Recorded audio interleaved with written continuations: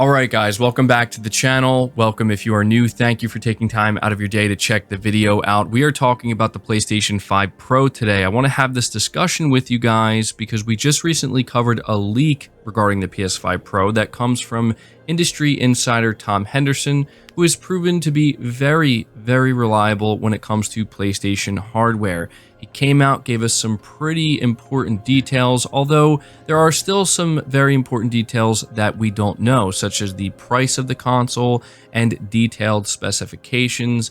However, we are hearing that the PS5 Pro is set to launch November 2024, and dev kits are actually going to be sent out to studios in November of this year. On top of that, apparently the PS5 Pro is going to offer an 8K performance mode.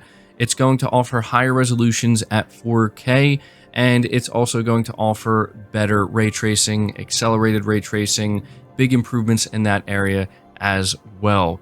Now, this is really what I want to focus on. What is this console going to do? A lot of people who have talked about the PS5 Pro, even before the PS5 came out, questioned whether or not it was going to be something we should expect to see. And if we do, is there really going to be a point to it? Is this a smart thing for Sony to do?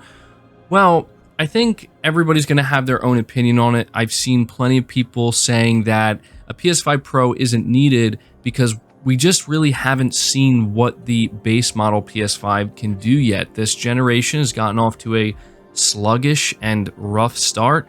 I think we can all agree on that. We haven't really seen enough like proper next-gen only exclusive titles that are really trying to push the capability of the PS5.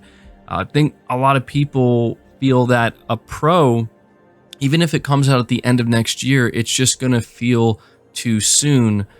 But at the same time, I've also seen plenty of people who would be very excited for a PlayStation 5 Pro to come out. They've made it clear that they would be a day one buyer, and whatever improvements that the Pro is going to offer, they feel as though it'll likely be worth it. And so when we look at these features, right, there's one feature that the PS5 Pro is going to offer that stands out to me the most, and that is the higher frame rates at 4K resolution, something that we have noticed, unfortunately, with these next-gen consoles, is that for many games, there has to be a compromise. You have to choose fidelity mode or performance mode, and it's nice to have those options.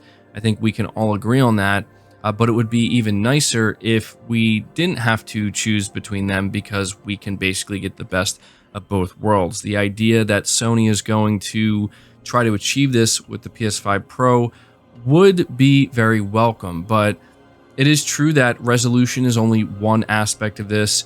If something is at native 4K at 60 FPS, we also have to consider, you know, what is the quality of the graphics in general, because if the quality is low, that high resolution, that high frame rate might not be as beneficial as you were expecting. But I don't think that's necessarily what we're going to see. My hope, I guess I could say, is that for the PS5 Pro, we get fidelity mode at 60 FPS. Now, maybe it won't be exactly what we see in some of the best looking games. I mean, I think of something like Horizon Forbidden West, right? Or even Ratchet and Clank Rift Apart. These are games that look incredible on the PS5, especially in fidelity mode. I mean, they have all the bells and whistles, but it's capped at 30 frames per second. Do I think that with a PS5 Pro, we could get that at a locked 60 frames per second? Maybe. It's hard to say. I think that might be asking for too much, but maybe we can get something very close to that.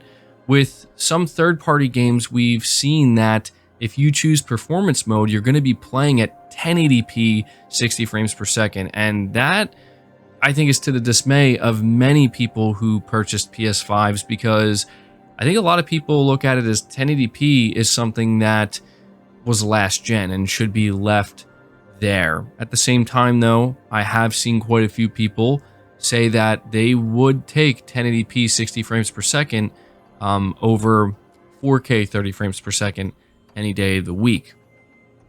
But when I consider this, to me, this might be the biggest selling point of a PS5 Pro. Sony essentially telling you that, look, if you are somebody who's interested in upgrading, or if you're somebody who's looking to buy a PS5 for the first time, you might want to consider the Pro model because you won't have to really choose between a performance and fidelity mode. You'll get the best of both worlds.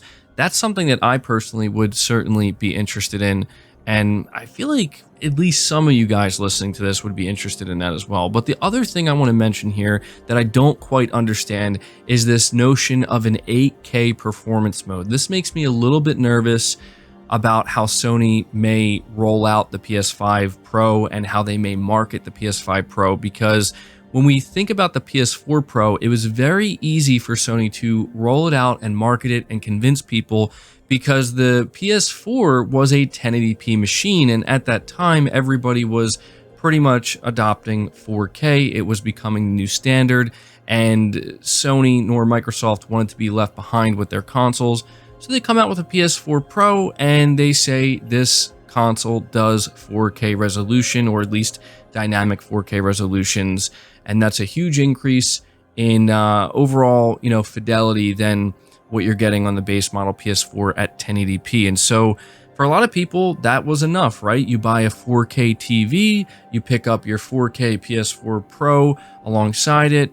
It just makes sense. Now, this time around, it's going to be a harder sell for Sony because 4K is still the standard, but we do know that Sony's already trying to push the 8K narrative, which I think is a big mistake. If you go buy a PS5 console right now, it literally says 8K on the box, even though we all know nobody's playing anything at 8K on their PS5. Maybe when it comes to like certain apps or something like that, but even so, how many people really have 8K screens? Maybe there are some people who have 8K capable monitors, but we're talking about a home console here. I would say that the majority of people who pick up home consoles, it's going to sit in their living room. It's going to sit under their entertainment center, and it's going to be hooked up to their TV. I don't really know anybody who's buying 8K TVs. I don't think anybody's really buying an 8K TV because there's just simply not enough 8K content to consume. It's just nowhere near being the new standard. So this idea that Sony would market a PS5 Pro with an 8K performance mode, that to me sounds like it would be a mistake, because to me it just comes off as gimmicky. It comes off as even a little bit desperate, where they're desperate to justify a Pro and sell it. And I hope Sony doesn't go down that route, because I don't think Sony needs anything other than what I said, right? In order to justify a Pro, for those who want it, and that's important to highlight, for those who want to buy it, you don't have to choose between performance and fidelity, right? I think that that would be more than enough to sell people on, okay, this is a worthy upgrade. I'm tired of choosing between those two. I want the best of both worlds. I think if you try to convince people that you should buy a Pro for an 8K performance mode, that's just not a smart move. I don't think that's going to convince anybody. I mean, maybe some like casual people in the market, potentially. I feel like, again, that's probably why Sony slaps the 8K logo on every PS5 box, because they know a lot of casual people and gamers are going to go buy a PS5 and they just see the 8K logo and they think, well, that's better than 4K, right? And so they're sold.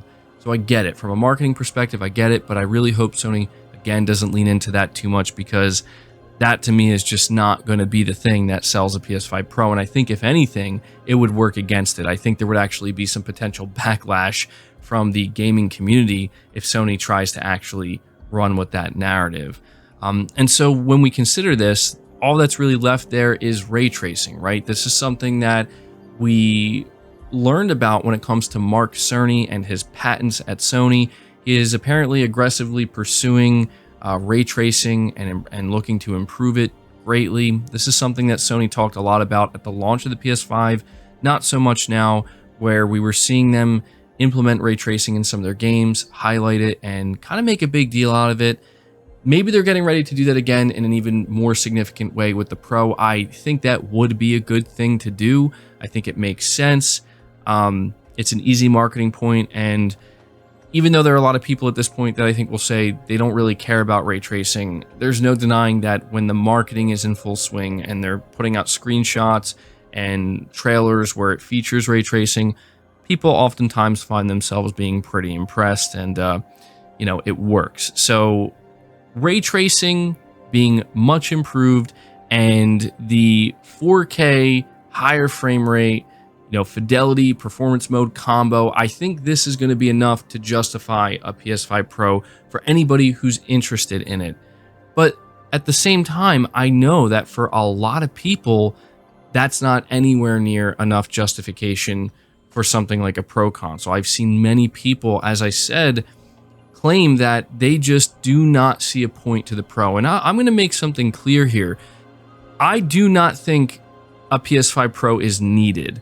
That's a strong word. Like the idea that we need a PS5 Pro this generation, we definitely don't. I have no doubt that if there was no Pro model and we just had the base model PS5 until 2027 or 2028, that it would be fine. Games would still look and run great, and especially from Sony Studios, we would continue to see some amazing things from them, and I think we will continue to see that throughout this generation. But at the same time, I do think that there are enough people there, and I think this was proven with the PS5 Pro and even the Xbox One X last generation, that there are enough people there that would be there day one or not too long after to pick up a Pro model console. The enthusiasts, right? I mean, I can honestly say that it would be difficult for Sony to get me to pass on a PS5 Pro. They would have to put out a console that really just seems totally devoid of any significant upgrades whatsoever, and it really just comes off as this is just a cash grab. I don't suspect that's what the PS5 Pro is going to be, but at the same time, I think people need to keep their expectations in check. It is a mid-gen refresh. This is not the PlayStation 6, and we do have to consider the law of diminishing returns here, where we can expect the leap and the upgrade to be maybe less substantial than what we saw with the base model PS4 jumping to the PS4 Pro. That's just kind of how these things work. But again, it's up to Sony really and how they're going to market this and what they're going to offer with this console. And we didn't really talk about price, but I think price point will be important as well, because that could be the biggest determining factor for a lot of people. If Sony goes above $500, I think it's safe to say that that will be a very, very low volume machine that only a very few select people will actually go buy, or a very small percentage of people, I should say, will actually go buy. But I just wanted to kind of have this discussion with you guys because I did report on this leak, but I didn't go too deep into it, and it was a pretty short segment of a news video. I wanted to have a kind of deeper discussion, and I really want to see what you guys have to say in the comments below. Do you have any interest in a PS5 Pro? Do you think that it's a good idea? Do you think it's a bad idea? What do you think it's going to offer? What do you want it to offer? And what do you think the price point is going to be? Let me know all of your thoughts down below. I definitely want to see what you guys have to say, but that's going to do it for the video. I hope you enjoyed it. If you did, leave it a like, subscribe to the channel if you're new, hit the bell notification icon, and feel free to share this video out on top of all that. But until next time, guys, take care.